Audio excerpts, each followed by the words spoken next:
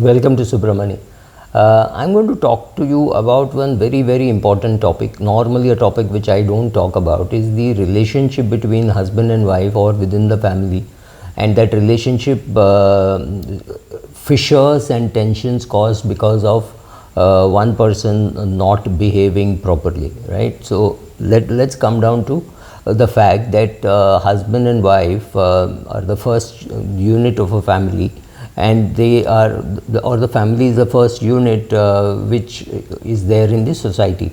So it's very important that this family should be together, and for the family to be together there should be enough money. When I say enough money, I mean every rupee earned should be dealt with very honestly by both the husband and the wife. Pay your taxes, and after that be truthful to each other about money. I have been seeing some cases of the spouse who is cheating, hiding everything from the other spouse. So obviously, there is this girl who had full access to her husband's demat account, brokerage account, etc., and she started doing F&O, right, futures and options, without understanding either the word future or the word option, and she lost, hold your breath, 80 lakhs of rupees. Now how can somebody lose 80 lakhs? It's not happened overnight, right? So it's happened over a period of time, long period of time, maybe 2.5 years, where every transaction she has lost, and she has then done another transaction hoping to recover this. Remember the story, I've done a video on that also, of Yudhishthir being in the Kridangan and being tempted by Duryodhan and Shakuni to recover all that he has lost. So he keeps on playing till he puts his brothers and wife and kingdom and everything at stake. So similarly, this girl has gone and lost all her money, and I don't want to name the brokerage house, but every broking house today has a relationship manager who tells you, this is how you should do it. But this is not the purpose of the video. The purpose of the video is something very different. It is to say that opposites may attract, but staying together is very difficult. So if you are a spendthrift and your husband is very frugal, or vice versa, husband is a spendthrift and the wife does not like to spend and she is thrifty, then there could be conflict. So let us look at the various types. So I also see another young guy, he's maybe in his 40s, who has a huge problem with a lot of borrowings which he has done for his business, and is very large hearted, so he keeps giving away to people, or whatever be the reasons. He does not have a steady job, or his job does not pay him well enough. His wife is spending for all the school fees and home rent or EMI, etc., but he has to at least earn enough to pay some car installments and things like that, and that also he is struggling. He's just not earning enough, or rather he has a standard of living beyond what he is earning. So somebody earning a less amount of money should know how to travel by public transport, instead of saying, I can't go anywhere without an Ola or a Uber or my own car, right? So these kind of things have to happen. People have to learn to adjust to live within their means. Step 1 is that. Step 2 is be honest to your spouse about what you have. So here is the case where the wife is earning well. She incurs a lot of expenses, and she would have 3-4 lakhs lying in her savings bank account, or maybe she makes a bank fixed deposit. She is not a great investor, and the husband has got money which he has borrowed at something like 42% also, because some of it is credit card debt, some of it is personal loans, and he is struggling to repay. So the wife is earning 3%, 4% return in a savings bank account, and the husband is paying 34% per annum. I'm just playing on the numbers, right? So this is ridiculous, and this happens because they don't know what each of those persons is doing. So let us classify people into certain categories. One is the avoiders. They don't want to talk about money. They are hoping that the same things will continue, that they will have their jobs, and the day their job is over, they will die. They'll just drop dead. So these are the avoiders. They just don't think that they need to talk about money. They think somewhere money will come from somewhere. So they don't talk about saving, they don't talk about investing, they don't do anything. Once in a while, the wife will say, "Arey, so and so has put money in the mutual fund." Then this guy will say, I'll also do something. Then he'll go and put some ad hoc investment in some ELSS to save tax or things like that, and after that promptly forget that he had even invested. So very lackadaisical attitude towards money. whether it is earning, whether it is spending, or whether it is investing. Such people get into trouble the day they lose their job, and then they are wondering who is going to feed me. The second category are the spendthrift. They earn money and they spend it. They'll spend it on anything. They'll spend it on a car, they'll spend it on a bike, they'll spend it on vacation.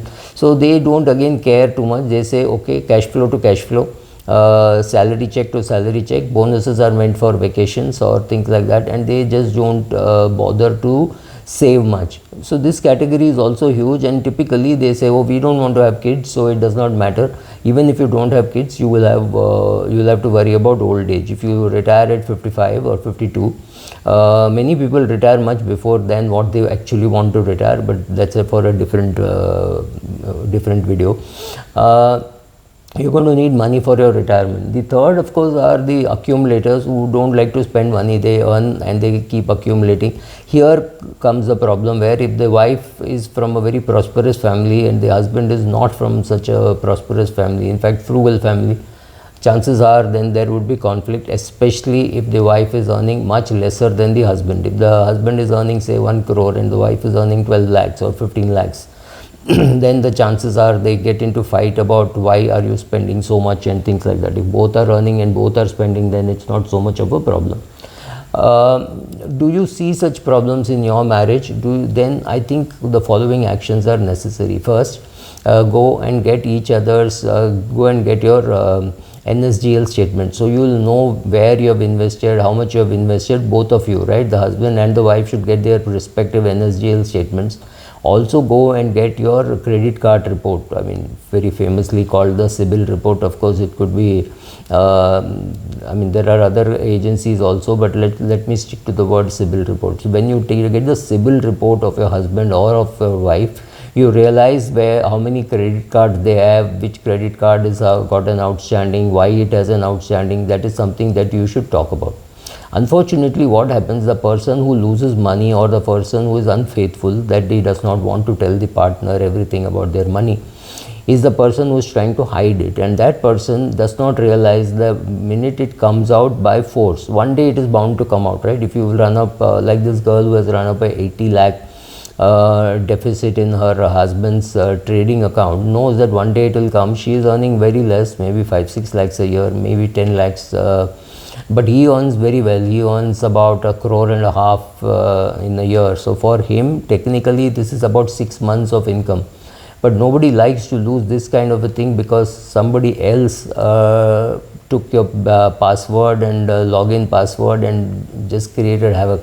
Now many of his shares, he had a portfolio of 3-4 crores, 80 lakhs had been sold off, and had to be sold off, right? So I'm not even getting into right and wrong. The problem is when the person who has made this mistake comes and talks, don't react in a, don't say, oh, I'm horrified, what have you done, you've ruined me, things like that, because that could lead this person to suicide, right? So I know this girl got up to the rails of her balcony and she was ready to jump, but something prevailed and she didn't. I know her well enough for a very long period of time, and so it's very sad to see such marriages coming to an end because of the hiding of the truth by one person, right? Though they have kids, and I think they have 3 kids now. So with all this mess that you make, so best is to get each other's NSDL statement, get each other's CIBIL report, sit with each of the items and see why this investment is made, why this credit card exists, what should be done, right? So you can't just say, oh, my wife does not want to understand all this. She has to understand, because at some stage she will be alone.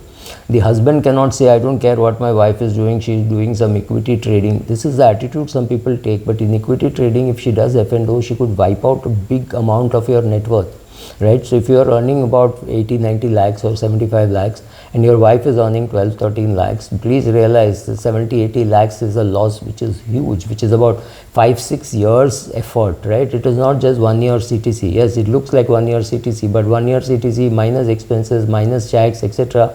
How much can you invest, and how much time will it take for it to again grow to 80-90 lakhs? It's not easy. And if you lose this at age of 50 or 52, you've just had it, depending on the size of the problem. So sit with your family, talk to them, The money is being earned by both of you for the family, so you both, if you don't have a right to lose it, it is not lost only to F&O, it is also lost because some classmate comes and asks for a loan and you give it and that money never comes back. Some cousin to exit and never comes back. You invested in a client cousin's business that never came back. You gave guarantees to a cousin who had taken a housing loan.